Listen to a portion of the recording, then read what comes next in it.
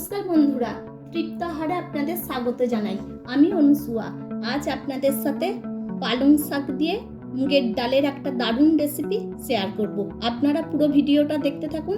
আশা করব আপনাদের এই ভিডিওটা ভালো লাগবে। খুব সহজ ও খুব তাড়াতাড়ি এই রেসিপিটা তৈরি হয়ে যাবে। এখানে আমি নিয়ে নিয়েছি পালং শাক। দেখুন, পালং শাকগুলো খুব টাটকা আর ছোট ছোট। এই রকম পালং শাক হলে আমি যে রেসিপিটা বানাবো তাইতে খেতে দারুণ লাগবে। আপনারা পুরো ভিডিওটা দেখতে থাকুন, রেসিপিটা খুবই সুস্বাদু হবে। আমি এই পালং শাক একটা নিয়ে নিচ্ছি, কিভাবে কাটছি প্রথমে দেখিয়ে দেবো। এই শাকটাকে আমি এইভাবে কেটে নিচ্ছি। যদি খুব বড় শাকটা হয় অতটা ভালো হবে না, তাহলে তার পাতাগুলো নিয়ে নিতে পারেন। তবে এই রকম ছোট শাকই এই রেসিপির জন্য পারফেক্ট। এইভাবেই আমি শাকটা কেটে নেব।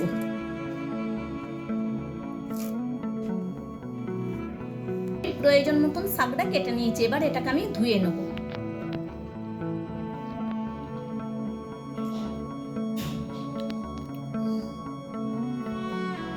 এখানে আমি 125 গ্রামের মতন মুগের ডাল নিয়ে নিয়েছি। গ্যাসটা অন করে দিয়ে কড়াইটা বসিয়ে দিলাম। ডালটা প্রথমে একটু ভেজে নেব, তাই শুকনো কড়াইতে ডালটা দিয়ে দিলাম। ডালটা মিনিট 3 মতন নেড়ে নিয়েছি, তবে গ্যাসের ফ্লেমটা লো রেখে নেড়েছি। এবার ডালটাকে আমি ধুয়ে নেব। কড়াইয়ে কিছুটা জল দিয়ে দিলাম। জলটা হালকা গরম হয়ে গেছে, এবার ধুয়ে রাখা ডালটা দিয়ে দিচ্ছি। এই ডালের ওপরের ফেনাটা ফেলে দেবো, এটা ময়লা।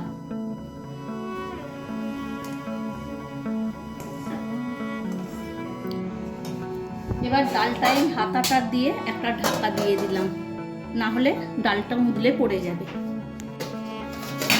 মোটামুটি মিনিট 10 এইভাবে রেখে দিয়েছিলাম। দেখুন, ডালের মধ্যে আর কোনো জল নেই, আর ডালটাও ঠিকঠাকভাবে সেদ্ধ হয়ে গেছে।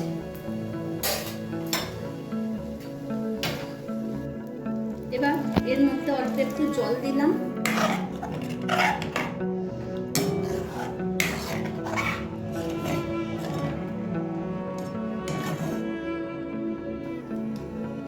এবার কেটে ধুয়ে রাখা পালং শাকটা ডালের মধ্যে দিয়ে দিলাম।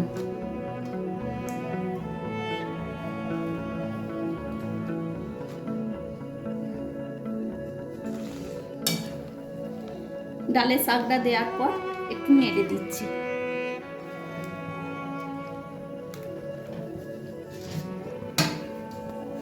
আবার একটু ঢাকাটা দিয়ে দিলাম।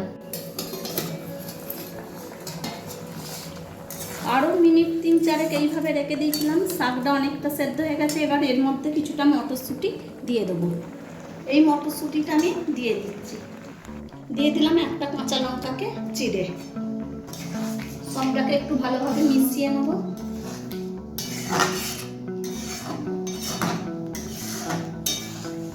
মিনিট 2 মতন আমি হালকা সেদ্ধ করে নেব। মিনিট 2 পর এটাকে আমি ঢেলে নিচ্ছি। কড়াইটা ধুয়ে নিয়ে আবারও বসিয়ে দিলাম। কড়াইয়ে দিয়ে দিলাম সর্ষের তেল 1 টেবিল চামচের মতন। তেলটা গরম হয়ে গেছে, তেলের মধ্যে দিয়ে দিলাম 2টো শুকনো লঙ্কা, অল্প একটু জিরের ফোড়ন।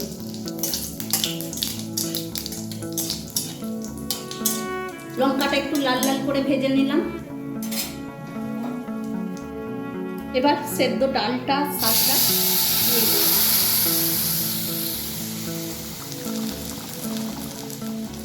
এবার অল্প করে একটু জল দিয়ে দিলাম। ডালটায় দিয়ে দিলাম স্বাদ অনুযায়ী নুনটা, 1/2 চা চামচ হলুদ গুঁড়ো।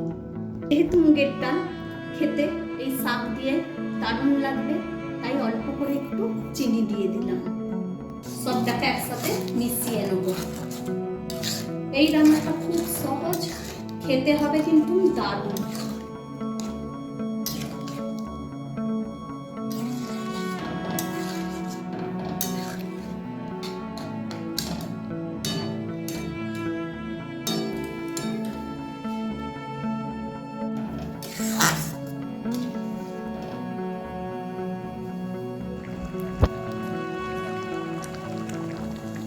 ডালটা প্রায় আমার তৈরি হয়ে এসছে। এর মধ্যে একটা চেরা কাঁচা লঙ্কা দিয়ে দিলাম আর অল্প একটু ধনেপাতা দিয়ে দিলাম।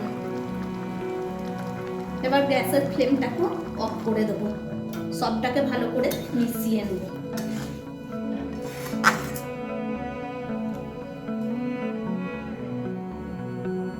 বন্ধুরা, আমার তো পালং ডাল তৈরি হয়ে গেছে।